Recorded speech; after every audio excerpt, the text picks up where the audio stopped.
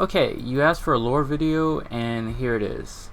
Not gonna lie, I feel a bit hesitant in doing this since this is spoilers for my graphic novel series.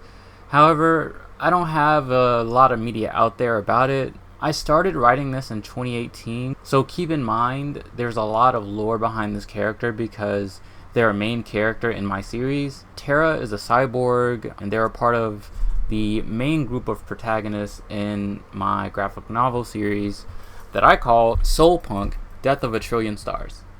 Terra was born in 1998 in India to an Afro-Puerto Rican mother and a Roma Punjabi father.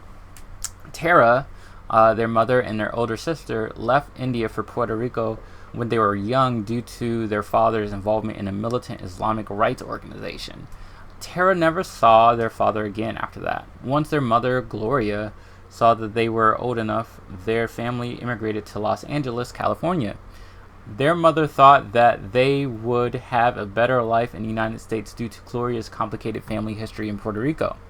However, their lives only became more complicated when they moved to the US. In 2014, Terra ran away from home when she was 16 to Atlanta, Georgia, and made money selling until they were arrested and sent to jail at 23 years old.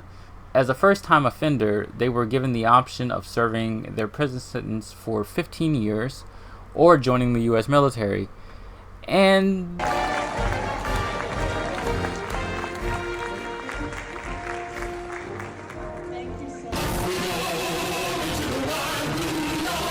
they chose to join the US military for 5 years. Meanwhile, in the United States, over a period of time, the country began to slip into authoritarian leadership, not unlike what we've seen today.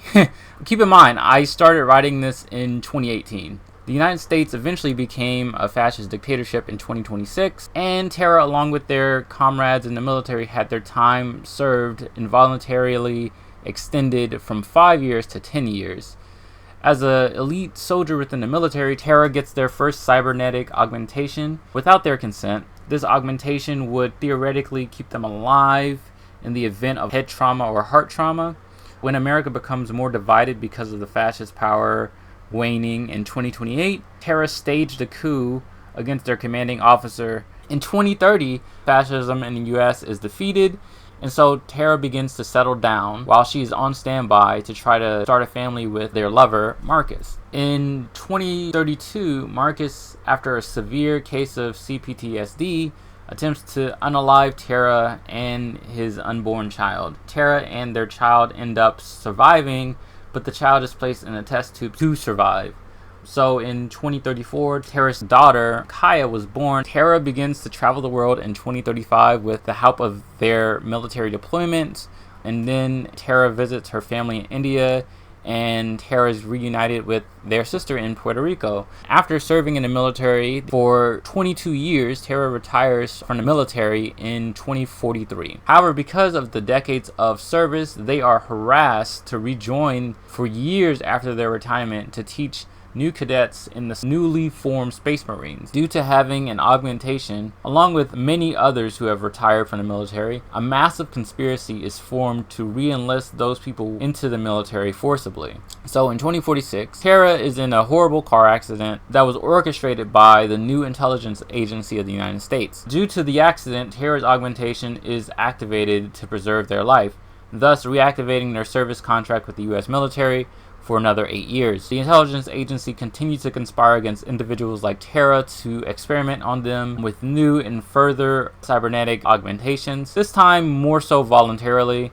However, Terra gets caught up in a massive explosion. In 2051, everyone except their daughter believes that Terra had died because that's what the intelligence agency told them. Meanwhile, in 2053, government scientists secretly begin experimenting and working on Terra's new cybernetic body. Decades pass, and Terra's mother dies. Terra's sister dies in cryosleep, and Terra's daughter, who's now 102 years old, enters cryosleep, believing that her mother to still be alive in the year 2134. In the year 2150, Terra's cybernetic body is finally completed and is placed in storage for government usage at a later date. In the year 2154, the world experiences a massive cataclysmic event known as the micronova, Due to this event, Terra, amongst other cyborgs, is placed in an induced coma to preserve their internal battery power. In 2157, Terra finally wakes up from the induced coma after the grid with the government building is properly converted and restored. In 2158, Terra is notified that they still have 3 years of mandatory service left after a month or so of testing their cybernetics, and decides to go AWOL to look for their family's remains. But to Terra's surprise, they found that their daughter is in a cryo hospital